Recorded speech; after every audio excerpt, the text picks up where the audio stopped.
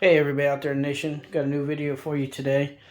So I've got a Samsung dryer that is just not heating as obviously it's the machine's operating. So I'm going to go ahead and replace some parts today and just kind of walk you through the process of what I've researched. So this is just a glimpse of the model number of the Samsung dryer. That's what's going to be important for ordering any parts for yourself. So first thing we're going to do is come around to the back side, and we have two screws, one here and one here. We're going to remove both of those, and then we're going to take the top off. The top will actually slide back and then lift off altogether. You want to make sure that you go ahead and unplug your dryer from the wall, and then that way you don't have to worry about any electricity. Always do that for sure. After the top is removed, what you want to do is make sure you have tabs across here, all across. These actually have to pop up, each one, and that will allow this front section to come forward. Now, I will tell you I broke some tabs on the back side, but the important ones to hold it on are still intact, so we're okay there. We'll just continue on. So after we lift the faceplate forward, we have electrical wires here that we need to go ahead and just unattach. And then we'll set our front faceplate on top of the dryer. Now we got the faceplate off, wires detached. Now we have some screws here along the top. There's 4 of them up here. We need to go ahead and take those out. 2 down here, possibly these 2. I'm just going to go ahead and take them out. I think the door is attached to the frame itself. If not, we'll take the door off, and then we'll remove this whole front section cover. You'll have 2 push tabs. Those need to be pressed down so that this section can then slide forward while those tabs are popped down. Now, if you removed all the screws, the weight of the door does not have to come off. We'll actually pull this forward, so just be ready to catch it. I just caught it with my thigh. And then we're gonna unattach this, and then down here at the bottom, where my fingers are way down there, this will just lift straight up off those hooks. And then we can remove the whole door. So just a tip, while you're removing everything, and you see anything, dust, lint, hair, obviously if you have pets, clearly it needs to be cleaned up. So I just have my trusty Dyson here, and I'm just cleaning up everything as I go. That way I always have a nice clean surface, and then because I know when I get down under here, there'll be a lot more to clean up. So with the front removed, there are 3 screws, 1, 2, 3, that will allow you to take this whole lower bracket off, and the heating element housing is here, and all the parts will be inside there. So we'll go ahead and get those 3 removed and then work on the bracket. Alright, so to get the lower bracket out, there's a little tab that just basically hangs straight down. You're just going to lift it up and it's going to come forward. And then on the back side of the same bracket back here, you're going to have other tabs that are very similar. Then we can pull that out and then work on pulling out the heating element. Look, more hair. Alright, so I can't see it, but I found out there's 2 screws on the back side, so I'll just use a little stubby and then get those 2 screws out. Then we'll get this lower bracket out.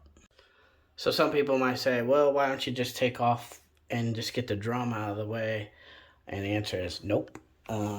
Just take out the 2 screws with a little stubby. They're on the back side of this bracket. This is the front section, looking at it from the other sections in the video like this.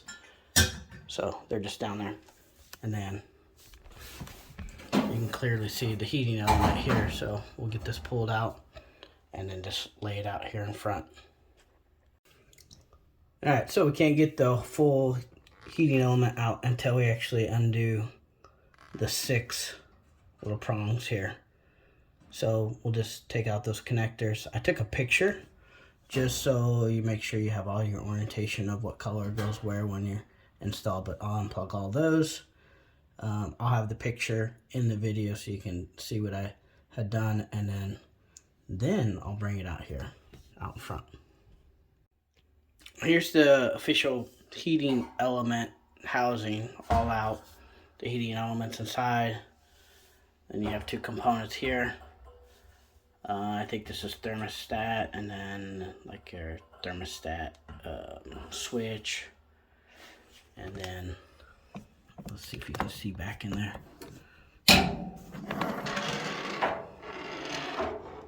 Yeah. So that's where the housing connects up to the dryer. So I'll go ahead and get all this cleaned out inside, and then we'll start disassembling the actual unit. All right, we have 7 housing screws, 4 on one side, and then obviously 3 on the other.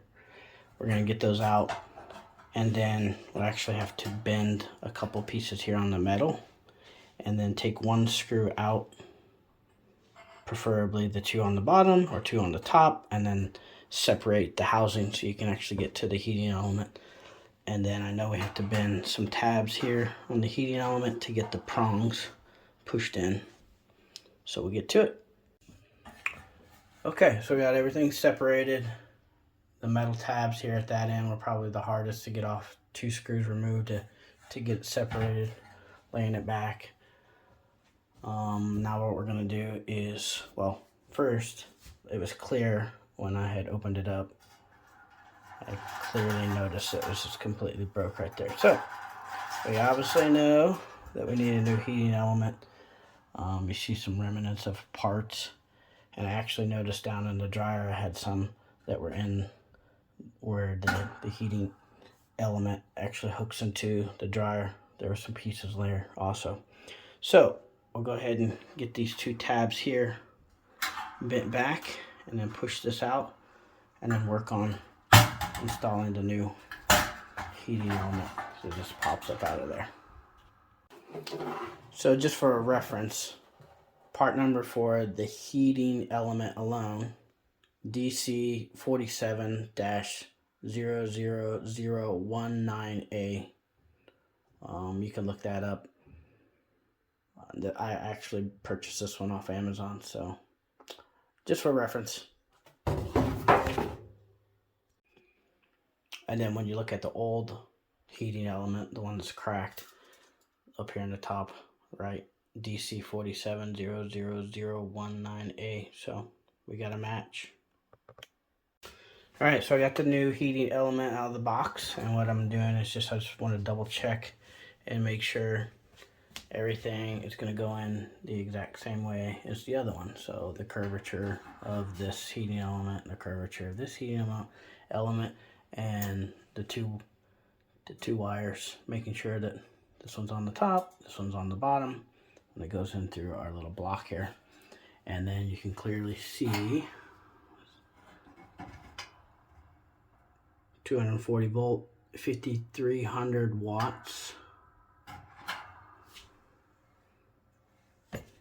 I think that's what watts stand for. 240 volt, 5300 watts. So I'll go ahead and get those 2 swapped out.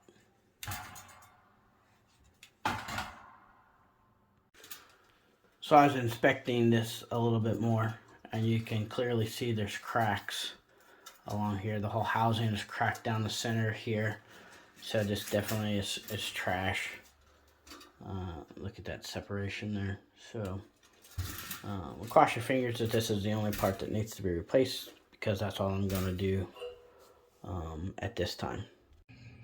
Okay, I went ahead and put in some punches just to hold the housing in place while I then pulled the wires to feed in through here.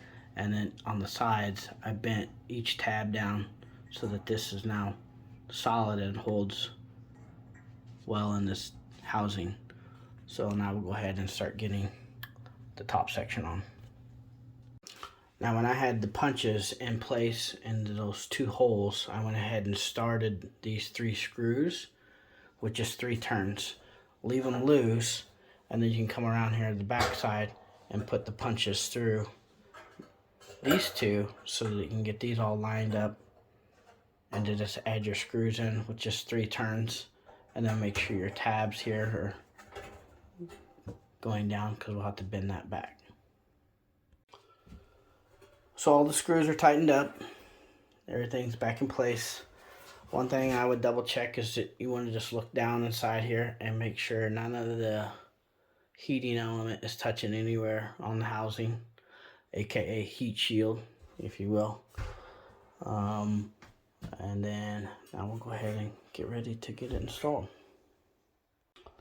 We're going to go ahead and get the wire now connected back up to all of our components, and then feed it into the dryer. Everything's nice and clean inside here now after vacuuming it out.